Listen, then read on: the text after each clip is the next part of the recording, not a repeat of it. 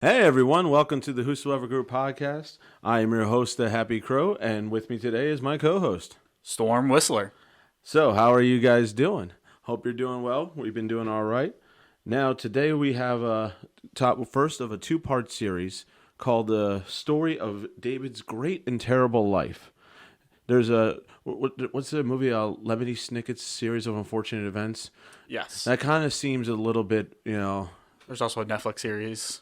I know there was a movie that There was a movie that was Jim Carrey's. Yeah, I didn't really like it. And then Neil Patrick Harris did the Netflix series. I didn't watch that one, so that one's pretty good. All right, I'll check. Especially since you got, it moves along. It's really good. Yeah, Highly recommend it. I found the movie like bland, but yeah. All right. Anyway, so David's Great and Terrible Life. So 1 Samuel, book named after me, so obviously it's the best book in the Bible. I'm just saying. I'm kidding. That's not true. So I'm just looking at his face. He's just like, really, you had to go there? Really? That's great. All right. So Samuel is a prophet. Just to give you a very, very quick synopsis on who he was.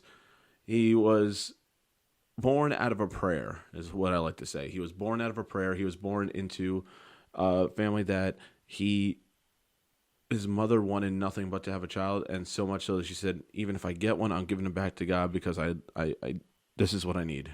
And then, so, boom, God blessed her. Then he became a prophet over time after she gave him back to the temple. Then he became the spiritual leader, or not necessarily spiritual leader, spiritual spokesman for God in Israel. So, pretty big deal. Came from not much, came to something. Then he anointed a king called Saul after Israel said, you know what, forget everything else. We don't want to follow God. We need to look at somebody because I need somebody in front of me. It's almost like, that you ever fidget, you have to have something to fidget with. Same deal. They need something in front of them because if they don't have something in front of them, anything ethereal more or less becomes non-existent because as humans we're lazy. So, yes. Then later on, Saul says, okay, I'm not going to be the best person in the world. I'm going to make some bad decisions. And in comes David. David was anointed. And so we're going to start in 1 Samuel 16. God shows David to be the next king, and he was the youngest in his family. He talks about how David was... At first, it came in his brothers, and then he's like, this one has to be it. Look at him. He has this, he has that. God's like, no. Where's the little guy? Let's go find the little guy in the field. That was who God chose. That was against tradition. I don't have any siblings. Are you the youngest or oldest? I always forget. Middle. Okay. Well, that doesn't help at all. No. Either this does not advance the storyline. This is why we should script better. I'm just saying. Couldn't you have lied? No. Christian program, though. But you know what? We'll pray afterwards. We can go the Catholic route, get some beads. All right. Anyway. Do a Hail Mary, maybe two. There we go. See, that's all it takes. That's all it takes, apparently. Lying on podcasting. Yeah. All right. But going back to the story, I find it interesting that God always chooses the lowest of the low. You'll find that through a lot of the different stories. All of the stories. Jesus' heritage is the biggest one of that one. He comes from, it breaks down all the way down to like when the Israelites came to Israel from Egypt. He's his great ex-greats, don't ask me how many, grandmother was the hooker from Jericho. Interesting. How many greats ago? X. That's my answer, X. It's a variable? Yes, exactly. Because I don't know the equation. That's why I'm leaving it in that form. So yeah, that's crazy because she technically wasn't even an Israelite to begin with. Yeah, but he still came from the line of... Yeah, David. Oh yeah, no. The lineage is still sound. But the fact that it's someone who that was her occupation, you know what? That's where the King of Kings is coming from. Me as a human, I go, no, like all of the old monarchies, you had to have the right lineage, the right bloodline, this, and that. And if it wasn't that, you have not only people in your circle of royalty that were going after you, saying like your blood's not pure, this or that, and you also had the commoners going, he's not special, he looks like one of us, so we can't have him. No matter what, you had to have that good bloodline. I find it interesting that in the European realm of kings and queens that they married a lot of their cousins and try to keep the royal bloodline between all the different kings and queens of the different countries. Until some third legs started growing and they wondered why, you know. That was only working in like very, very Old Testament people. Once you get past that, it's kind of, a little awkward. Family reunions turn into a dating service. Pretty much what it was back in... We don't want to go to Alabama. I mean, I'm kidding. Anyone from Alabama, I'm joking. Kind of. He's not. So, you had Jesus. That's where his lineage comes from. So, David's lineage was nothing. He was a farmer. Shepherd. Shepherd. Nothing important to him in reality. It's a job. It's no better than like a factory worker, no better than a construction worker, no better than anything. It's just a job in today's terms. It's nothing fantastical. But God said, okay, that actually is going to give you all the skills you need, which also takes note of whatever job you have, you're learning something for God if you allow him to use it.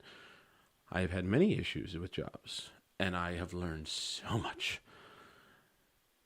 Begrudgingly a lot of times, but it has happened. So, he was chosen. What happens after he was chosen? Storm, if you were told, hey, you are going to be the king, I know you. You're going to be like, yo, I'm going to be king. He's going to be walking around like, yo, what's up? I'm going to be king. I don't know if I would do it just like that. But yes, my head would be big. Not going to lie. Just a little bit. A lot. See, I was trying to help, but So I'm not supposed to lie on podcasting. You do not know how media works, obviously. I'm joking. But so he was he had nothing then. Nothing happened for a while. For me, I'll be like, okay, this crazy old guy poured some oil on me and said I was going to be a king, walked away, and I'm still out here with sheep. Obviously, he was nuts. Okay, cool. I guess that's who we're listening to as the leader, spiritual leader of Israel. Cool. Okay. Well, Samuel was actually pretty honored by the... Yeah, but after somebody pours oil on your head and then walks away and nothing happens, it's kind of like, okay, so was something supposed to happen here? Like... Is there a plan beyond this? There was no mention of no. There could have been more talking about that. This is not written down, obviously, but in the Bible, there's no like plan. Okay, you are going to be ascending to the throne at X time, or what? Blah blah blah. Or we are going to have some things happen first. There's no plans. Like you're going to be king. See ya. Okay. Maybe he said he was going to be the next king. No, he did say that. He very much. So then the other king still is in power and still needs to, Yeah, but according to human mindset, that's like, okay, do I need to take him out? Is God doing this? Is there a time frame here? What do you got for me? What's the plan? Sounds like God works in mysterious ways. Well, that's the general point of it. Yeah, so now you're jumping to the end of the story. We're trying to get to the front here. Well. So yeah, to me, as just if anything like that happened to me, I would be like, okay. Afterwards, nothing happened. Then... the Bible does not explain how this happened, but there was, after God left Saul was getting tormented by, just like spiritually tormented, and then... By an evil spirit from the Lord. See, I wasn't trying to get into that one, and then I'm totally going for it. I know, because that one confuses me. I don't understand that. I understand, like... What is this from? Does that mean like sent from, not actually like derived from? Questions I don't have answers to. See, I wanted to not have to. Why did you do this? Why? We're going to be talking about it. Yeah. Might as well bring up the questions. Not saying we have all the answers. Yeah, but... no. See, we're not authoritative figures. We're two guys who like to talk. So one guy likes to talk and the other guy is just here to help him out. You're not wrong. All right. So That one, I don't understand that. Every time I was listening to the story again over this past week, and I'm like, okay, God, why? And I got nothing. I mean, it's not like, I got like a voice, clouds open up and like, here's why. No, I got nothing. So, general question, interested in like exactly from or sent from, or I'm sure there might even be something in Hebrew. I did not get into the Hebrew of it. I was about to say, I think we would probably need to go to the Hebrew. Maybe we can do some research for next week. Sure. Maybe. We'll see. We'll see. Not promising. I'm not promising. Storm's doing research for next week? No, I said we would be doing research. By we, you mean you. So. Yes, you. Yep. So he then tormented by the evil spirit. There we go. Yes, he was tormented by the evil spirit. And for some reason, somebody said, hey, I know this kid who plays the harp really well. He could probably help you out. How that exactly happened, that this person happened to know of his harp abilities, which, was he like well known in the town? Questions we don't have answers to. We're not going to know till heaven. Was he like well known for his minstrel abilities? Was he like the guy from like Witcher? Toss a coin to your Witcher. No, I don't think that's what it was, but just a curiosity. So he said, okay. David came to the palace. Now, mind you, he already has a promise. Yep. I'd be going in there like, so, it's today the day. It's today the day. The king's going out and I'm going in. And you go in there, and no, you're just going ding, da, ding, ding, whatever. I have no idea what, I have no general heart melodies to mimic. For some reason, a banjo popped in my head. Do you think he was like, ooh, I wonder what it's like to sit on that throne? I 100% I've been like staring at it like, man, I will look so good in that. It's going to be great. But no, he went, and that's the part that amazes me about him is just who he was. The reason I love this story is because of who he was. It doesn't seem like there was too much pride in him. He had this overwhelming respect for authority, and that authority, and so much so that it was actually like at some points detrimental to him. But he was definitely a loving and caring person to the point of like, you say something, I'm going to bend over backwards, and that's frankly amazing. It's just a great way of looking at how he was. So then he's there, he plays the harp, and then the king feels better, spirit goes away, then bam, he's back to doing sheep until later on he gets called out again, back and forth, back and forth. That was the routine. The Bible doesn't really elaborate much on like how often this happened or whatever, but it definitely happened. At least once. Oh, for sure, at least once. And then you later on, the Bible does not specify time. There's a lot of gaps in certain things. It's not meant to be in step by step because we're humans and we love to focus on details that are completely irrelevant. That's also why God leaves things ambiguous sometimes, because we'll focus on the most minute details. For example, people are still searching for the Ark of the Covenant. Not saying that it's a cool thing to think about, or the Holy Grail and all that, which is, I don't even know why that's called. Like, what's the purpose? Jesus drank from it's a cup. Yeah. And all the mythos around it is strictly legend. There is no actual biblical anything to it besides he drank from a cup. That's it. Everything else is legend. There is no biblical basis to a blessed bit of it.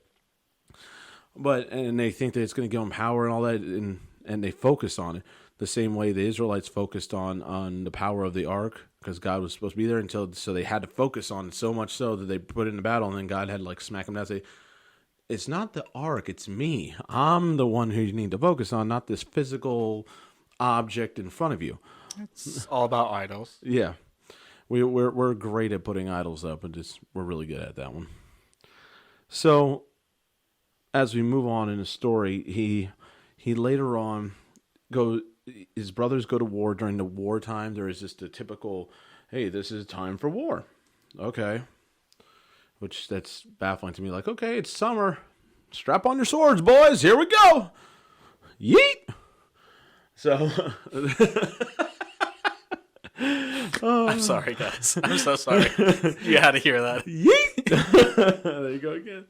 So it's time for war. They go out, and then the whole story of David and Goliath. I'm not going to go through all of it. Story of David and Goliath happens. Something I took from that is that fact that David came to, after he came to see his brothers and the whole everything happened, he went and said, okay, to the king, I'll do it. The king didn't say, oh, I remember you, or you're the one who played it. There was no mention of that. It's almost like the king had no clue who he was. Well, you also got to realize that, like, as a king, you probably see, you know, your subjects, thousands of subjects for whatever reason, you know, someone just playing the harp. That You may or may not remember, you know. Someone playing the harp where I was, it's like somebody rocking like, nah, and like, oh, I feel better now. Oh, that was you. No, thanks. You don't remember that experience? Really? Like, that experience was nothing to you? Even though I'm like, your face is familiar. No, it's like, I'm terrible with names. Terrible. I can remember faces great. I know I've seen you before, if I remember your name, but I know I saw you before. Maybe Saul was drunk. He was drunk and had a spirit on him? Yeah, sure. I mean, if you had a spirit on you, Was he smoking crack too at the same time, and were you just throwing everything in there? Might as well. Okay, cool. Okay, that's the route we're going. So, yeah, Giving Saul the benefit of the doubt. I'm not. I just find that fascinating that he was like, there's no memory, no recollection. Then Could have. That would have been, okay, that part of the dialogue would have 100% like, you're the one who did this. I know you are a good person because of what you've done. Whatever. Anything like that. Oh, yeah. Let's go send the musician out and fight our battles for us. Well, you've played D&D. You know the musicians can do this. And they also can get hurt a lot, too, when they make poor decisions. That's a D&D reference. So, anyways. Move along. But, yeah, so he then just said, okay, you're going out into battle. He went out into battle. Took him out. Philistines won. Cool. Yay. Now he's part of the actual house of Saul. Now this is where it gets a little spicy. So you're a shepherd your whole life. You have your skills are defending yourself, your flocks, and making against lions and bears. Sorry, there's no tigers. Oh my. No tigers. Oh sorry. my. Just lions and bears. I wanted to say "oh my" one more time, but so after he did that, then that's a skill, and it's definitely a fighting skill, but it's a very unique fighting skill, fighting animals. So then he went to, okay, now I am fighting people. He threw him right into the military. He was good. He was good from the start. Good. He was great. I'm telling you, I'm the greatest. I'm the champ. So yeah, he was right from the start. And then as he just progressed, Saul gave him more troops, kept going, and progressed to the point where Saul's subjects were going, Saul's killed thousands and David's killed 10,000s. I'm actually surprised at the people for their huevos for saying, okay, hey, the king's good, but this guy's great. Have you seen him? For a regular person, especially to be singing about it, and the king is like, the way it describes it's almost like the king was there, like during like a military parade is like how I envisioned it. For you to be singing that, like knowing the king's right there, it's like you see all the military parades like King Jong-un or something like that, and they're all like waving like happy, and they're terrified, like he could shoot me at any time. But they were fine with that. Like that's pretty it's pretty brazen, right? To say that right in front of him. And then from that point, he started to get a little jealous and started watching him. A little jealous? A wee bit. It gets worse. Don't worry. But what was it? The Flex Seal? But wait, there's more. It gets worse. So. Are we going to talk about his wife? I'm getting there. Okay. Yeah, that's where I'm going next. So, yeah. But before that, though. And he also became best friends with the king's son.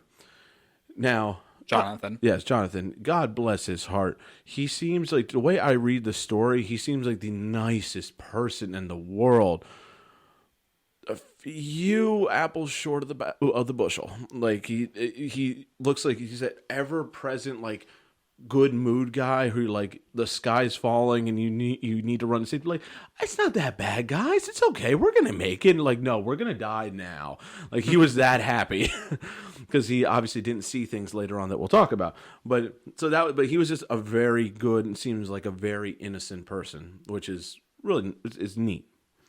So then he became best friends with him. They were like inseparable. And I'm going to bring this up because people bring this up for some reason, and no, this was not the case. People like to, I don't know if you've heard this one before. I'm blindsiding you with this. People have talked about. Shocker! You blindsiding me with something. What else is new? Maybe I go for reactions. Maybe I don't. So people, I've heard this theory many times that Jonathan was actually David's gay lover. And this was the first thing in the Bible where describes it because it says how much passion they had for each other. No. Okay, people? No, this was not the case. It was like a brotherly love, like a romance.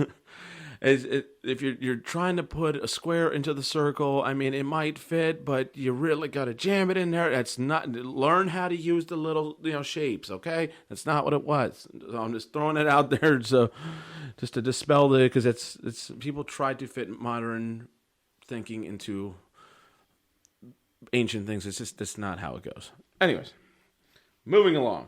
So I had to dispel that one. Saul also said, okay, after his jealousy kept growing as time went on, his jealousy was like, okay, David's winning more. Uh-oh, he's still winning. Oh boy, he's really good. Oh no. So as this is going on, he goes, I got to figure out some way to make them, meaning they're Israel's enemies, the Philistines at the time, say, I'm going to figure out a way to make them kill him so I'm not to blame. And which, a side note, also the Philistines could have been defeated if Saul would have listened to God years beforehand, which is also the reason why God gave the kingdom to David. So he made his own problem. Goes to show that we make our own problems most of the time. We're fantastic at that. So he says, okay, I got to figure out a way to do this. Saul gave him two very specific missions. One, he tried to give him his one daughter, and David just flat out refused. Like, no, I can't be the son-in-law to a king. I haven't earned it. Like, I haven't. Like, I'm no one. I'm a nobody. You're still a no one. He still thought that he was a no one. Yeah. So, and that also once again speaks to the humility. Once again, Storm, you're walking around with your head all up in the clouds because I'm going to be king. Da, da, da, da, da. And you're winning all these battles. Yeah. And you're getting praise from the people. At that point, and he still says he's no. At that point, you're making a crown out of anything you could find just for fun. You're just like you're sizing. You're just like going to a shoe store. Like, I'm picking this one for later. No, but that's sounds like something you would do. I'm not a shoe guy though. No, sizing. So, yeah. Moving along. So, now you got me all messed up. So, anyways, he's getting ready, all this, and he's still like, I'm nobody. There's no way. The most humble people are even like, they're so like, okay, I know I'm good. Like, you can even like play up, like, I know I'm good, but I'm not that good type deal. That's still humility. But he was like, no, I'm nothing. Like, there was that, like, I don't even, it doesn't even sound like not to mention, like, the king just asked you to marry his daughter. How do you say no to the king? Maybe she was really ugly. Doesn't speak to her beauty, but it also doesn't speak to her not beauty either. So either way, we don't know. Normally, they speak of their beauty if there was beauty. Normally. Which we'll get to the other wives. So what we just determined was she was ugly. Or average. I'm going with ugly just to make the story better. Go for it. So then he was like, I ain't marrying that heifer. He didn't say that, no. He was just like, no, I'm not worthy. He totally took himself out of the equation, just said, I'm not worthy. Once again, that's insane. It's nuts for just to put yourself in that perspective. Then Saul goes, okay, I got another daughter. This one, David loved David. She was in love with him. Doesn't really necessarily say that he was in love with her, but he was more willing to go for this one. So I'm assuming she probably looked a little better. And this one, he had to complete a task. And there was 2 tasks. The one he had to kill X amount of men. The other one was one that I will. He had to take a certain amount of appendages. I don't know how after the battle. That's just so awkward. Correct. And not only did he doubled. He doubled the number. He's like, you know what? I'm not only going to do this gross thing. I'm going to be so good. I'm going to do it twice as good. Can you imagine? You know, like I mean, at this time, it's not like you can throw it in the back of the car, and you know, you just got this sack, and it's just like sack. So gross. No. Oh, sack of appendages. And then imagine it's like a couple days walk to I'm the sure palace or something like, and then you're bringing this like horrible thing into the palace. Wonder who here's my dowry. No, it's so gross. I wonder which of the king's servants had a count. Oh, after the few days. Oh man, that was the counter. I didn't even think about the counter. That poor fellow. We need to. That's the pray for him. That poor man. That's the real hero of the story. The unsung hero. So gross. So anyway, so he finally took her as a wife. Everything was all good in the hood, except it wasn't, because eventually Saul just got more jealous and more, and it got to the point where he tried to impale David. And mind you, he tried to impale David. He didn't even try to defend himself. I have a lot of patience. I've dealt with a lot of things. You try to impale me and you miss, that's your last miss. But he said, no, you know what? It's okay. And then he goes and runs home and then escapes. It doesn't, and then he has no animosity afterwards. None. How? I mean, you also got to realize that, like, okay, let's say he tries to impale, or he tries to impale him. What is David supposed to do? Try to attack the king? If you missed, then there's obviously a free weapon somewhere in the room. Oh, I'm sure there's a free weapon somewhere.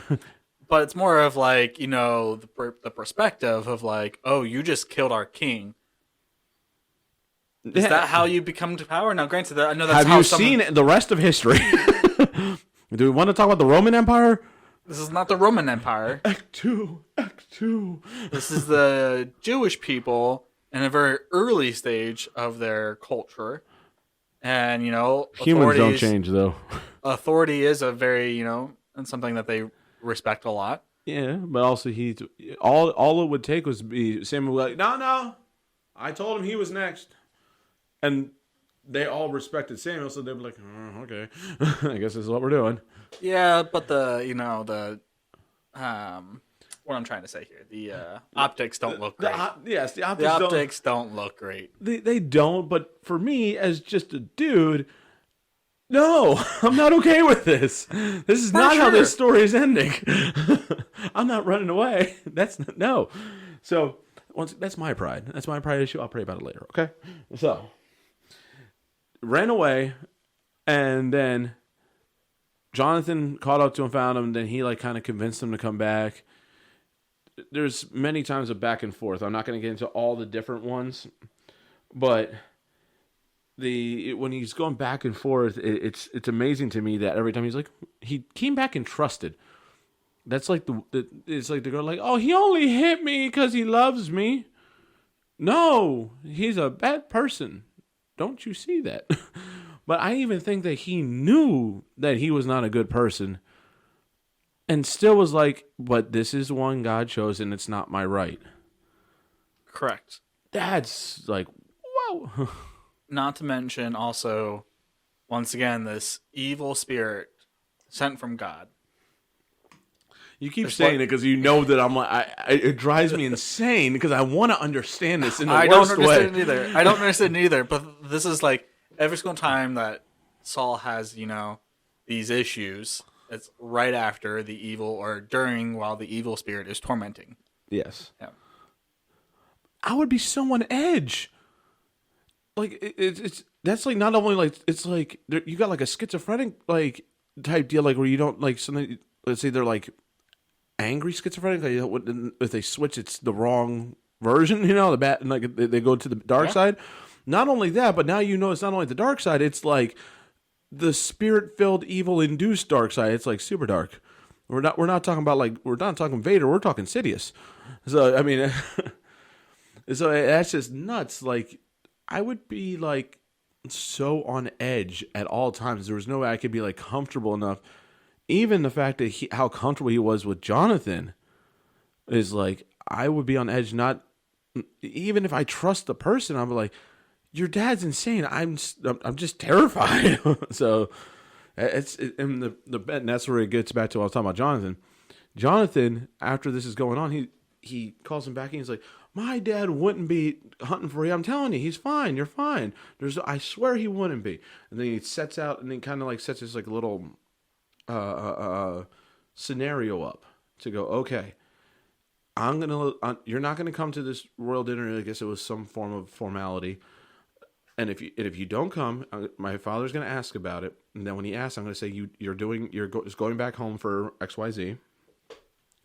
Then Then if he doesn't react, you can come back. And I'm telling you, he's not going to react. It's going to be fine. Everything's I'm just telling you, fine. it's great. This is fine. The sky's not falling. That's the reference.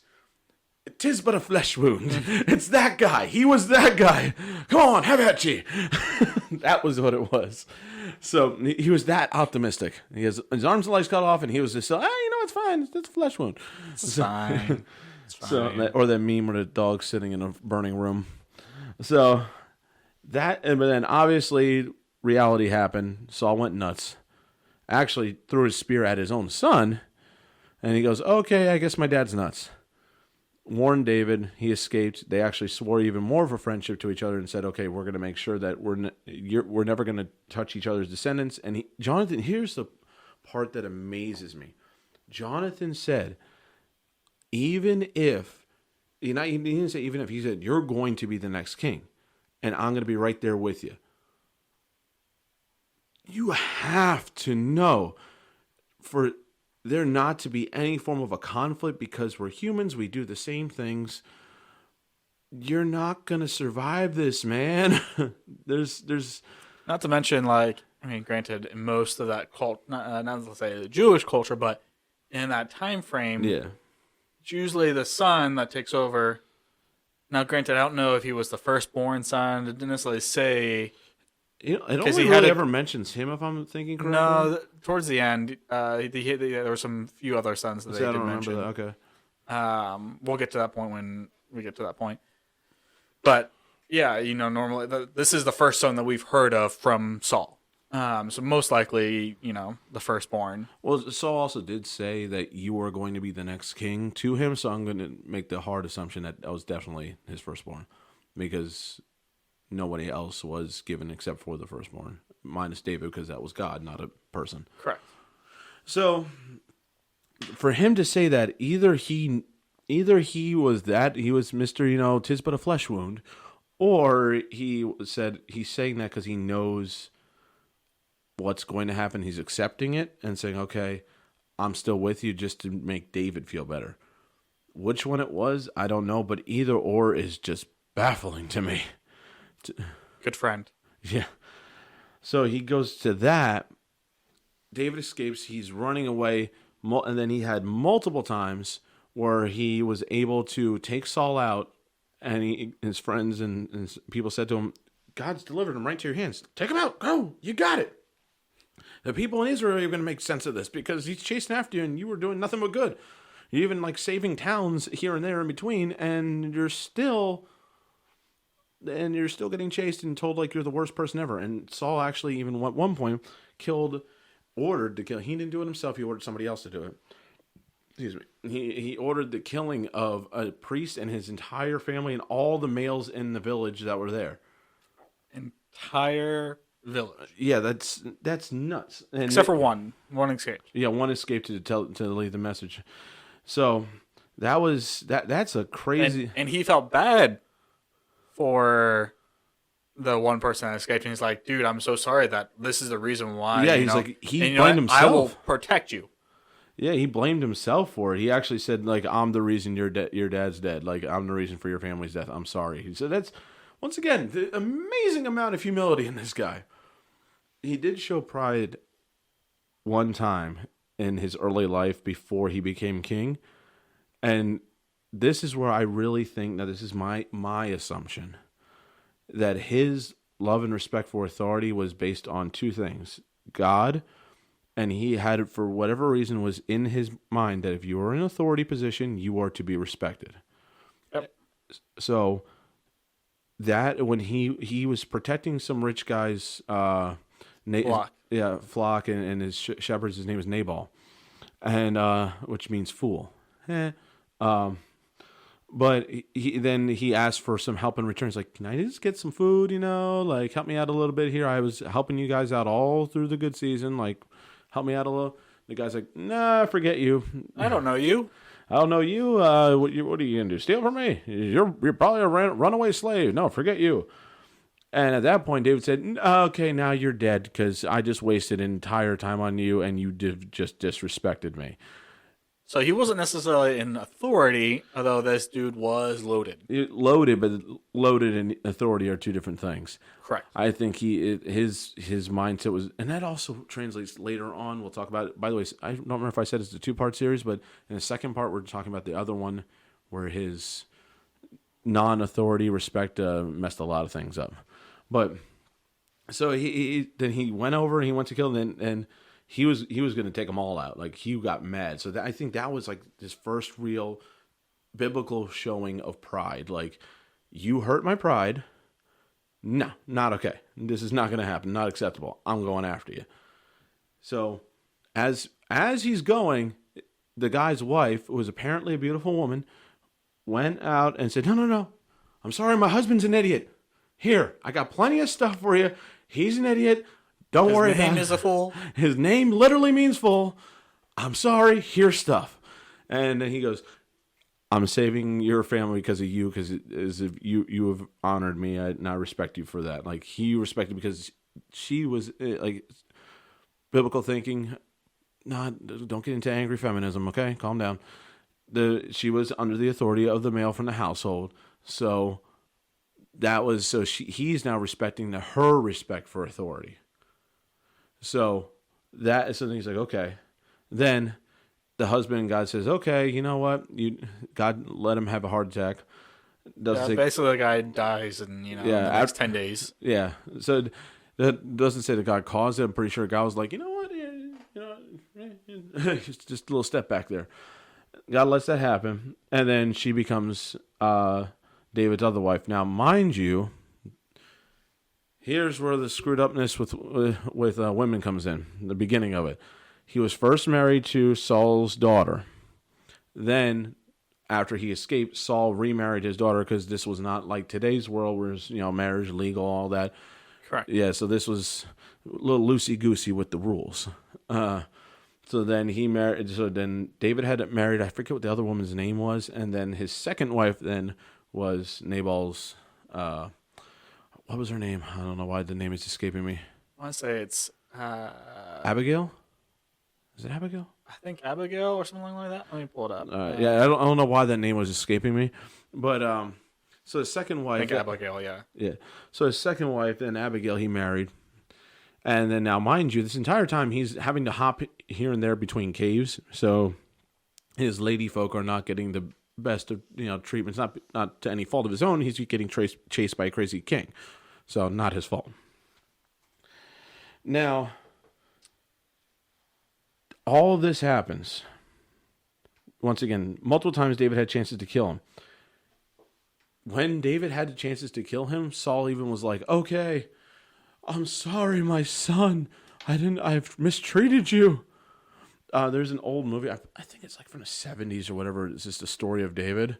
The scene part goes in my head later on. At one point, David was getting ready. Was in the camp. He took the spear and the jug of water from Saul's tent. That was the second time. The second time.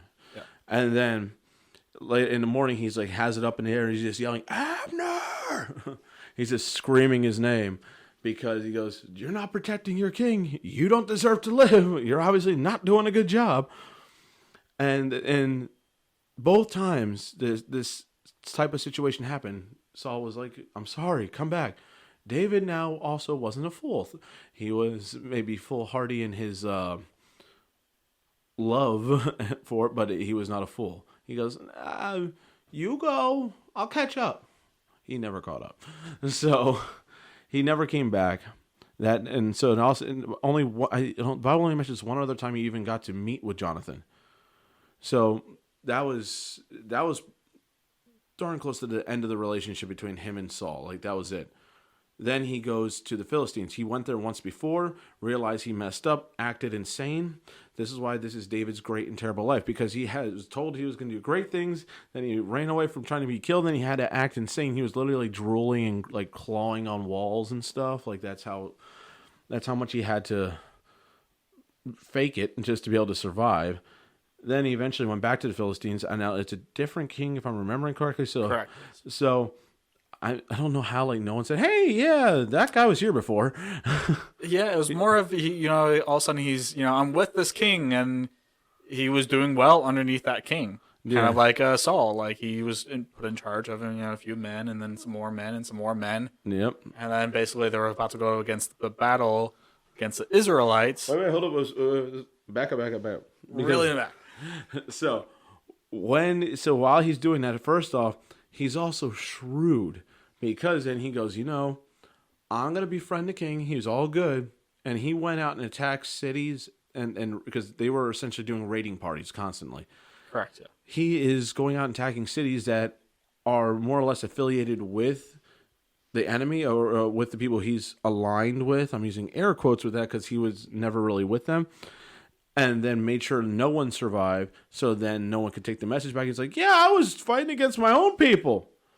I definitely wasn't over in your backyard. Don't look at the hole in the ground. Wasn't me." So I did forget about that. Yes, yeah. Yes, he didn't actually attack the Israelites. Yeah, he never did. His loyalty was always to Israel and to God. And then eventually the big one comes.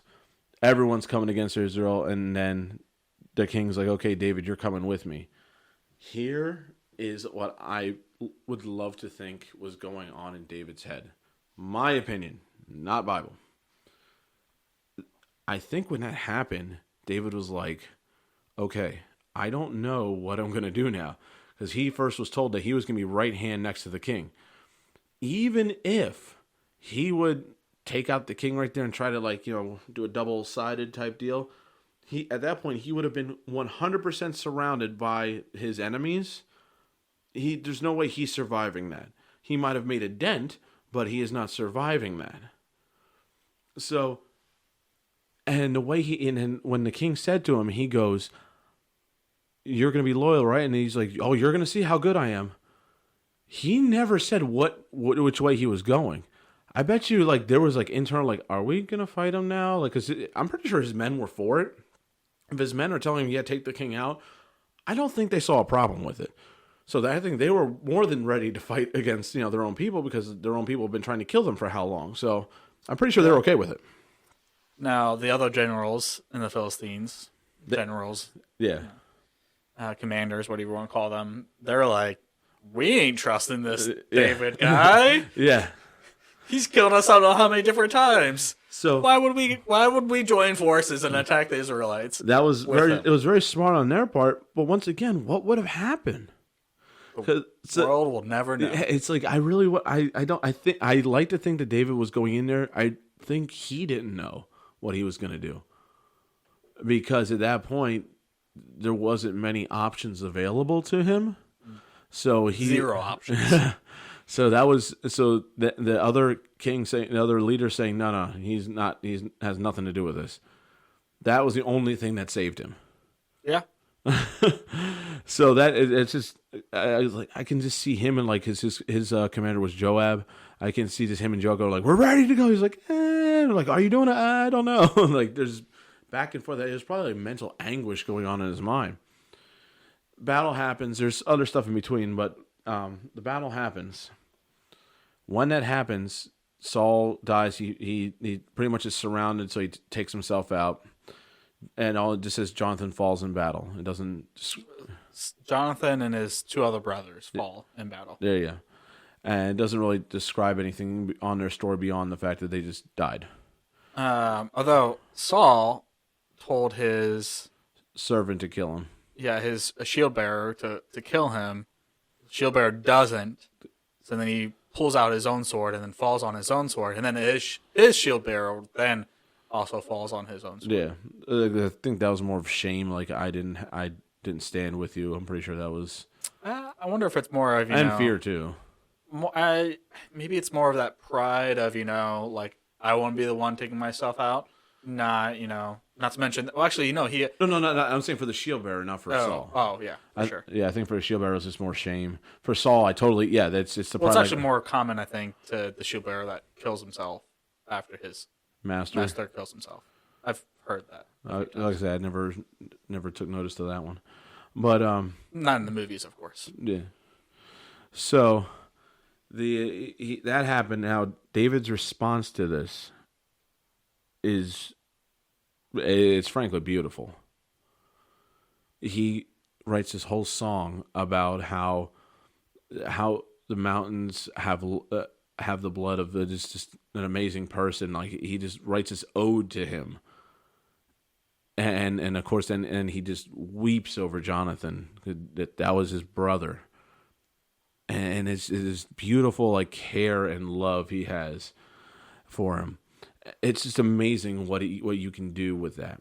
So then after that, he next goes to the point where, okay, at this point, Samuel's dead. There is no... Yeah, Samuel's been dead for a long time. Decent amount of time. That's another interesting story.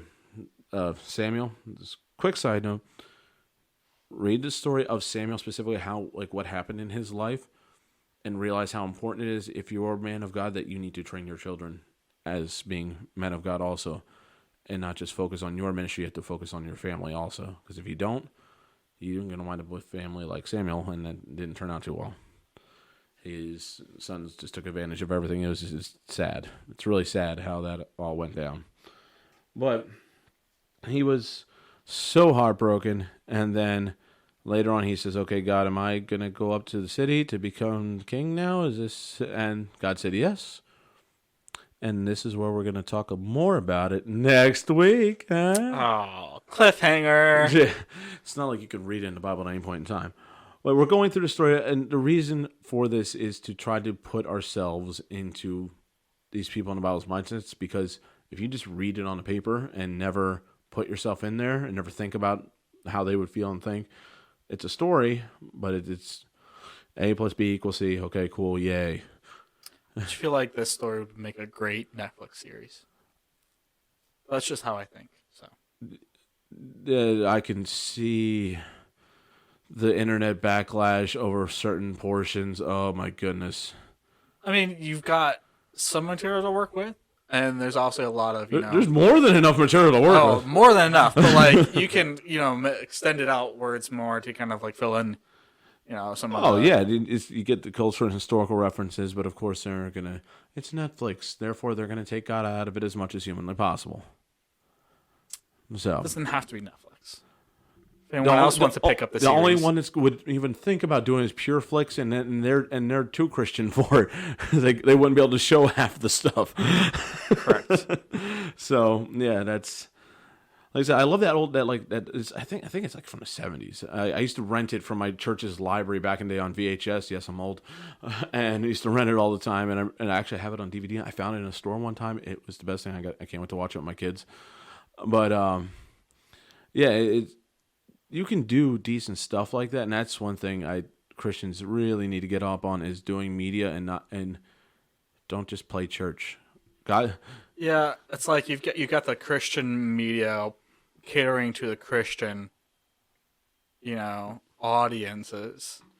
And you're not. And you're not really. I mean, I feel like the latest, the one that doesn't necessarily fall in, your normal Christian flick would be The Passion of Christ. Oh yeah. It's brutal. rated R, but like that's the type of That's reality, though, because that's what Christ went through. exactly. So that's that. I I think mean, that was my first rated R movie I saw, at least in theaters. That's for sure. okay. I'm gonna make fun of you for that later. It's fine. So yeah, but like even with that's one thing. That's one thing I would love to see is Christians getting into real stories. Like, for example, like not all of his he's flip flopped on some stuff. Tyler Perry. Mm-hmm. Sometimes he puts good. He's a Christian. He puts good Christian themes in it. Other times, not so much. It's hit or miss. You know, some of his movies are hit or miss. Also, the last one he put out, I was laughing. I don't think I've seen a Tyler Perry movie. You've never seen a Tyler Perry movie? Nope, I don't have any Oh my god. interest in it either. Yeah, there's one you need to watch, but no, there's. I think a lot of people we need to have real stories, and don't be trying to glam it up for the Christian audience. Be real, show how life is. That's what people need to see because God is in your life. God is in every day. He is not going to just, turn the world perfect and everything sunshine and roses like in like the God's Not Dead movies. They make great arguing points. They're not wrong, okay? So I'm not trying to disparage the movies. They make great arguing points, but they also set up non-Christians in this horrendous light. Like, oh, okay, so they're an atheist. They're obviously going to hate everything about you and attack you nonstop. That is not how all atheists are. Some of them will. The same way some Christians are going to be the most judgmental people you ever meet, and some of them are just going to love you. You know why? Because people are people, and everybody is different. So we need that reality dose, and like especially in the end of like a lot of everything works out perfect in the end. That's not life. Every single apostle, minus John, was murdered horrifically. Peter was crucified upside down. I mean, right side up is worse as it is. I can't imagine how the upside down is. So yeah, at least with right side up, you could at least push off your feet until they broke your legs after a couple days. Well, yeah. I mean, you wouldn't last that long, but that's okay. Normally you could last. People were hanging there for a decent amount of time. Most of the time, they shoved a spear. The only reason they broke the legs for the people when Christ was crucified was specifically because the Sabbath was coming, and they didn't want to leave them over for like a 3-day period. You know what I mean? So it was, yeah. So that's a nice, lovely image. But yeah, move along. So anyway, they're back to the stories. Just when you get into every person in the Bible and put yourself in there, try to understand more. Build it in your mind the same way when you read Harry Potter, you picture the castle, picture all whatever. Just put yourself in those scenarios, and I guarantee you're gonna be like, "Oh wow, this is a lot deeper than I thought." And that's the purpose of this miniseries and other miniseries to come. So check us out on whosoevergroup.com. Check out all our other content, past content. We reference a lot of it, and hope to see you guys soon. See ya. See ya.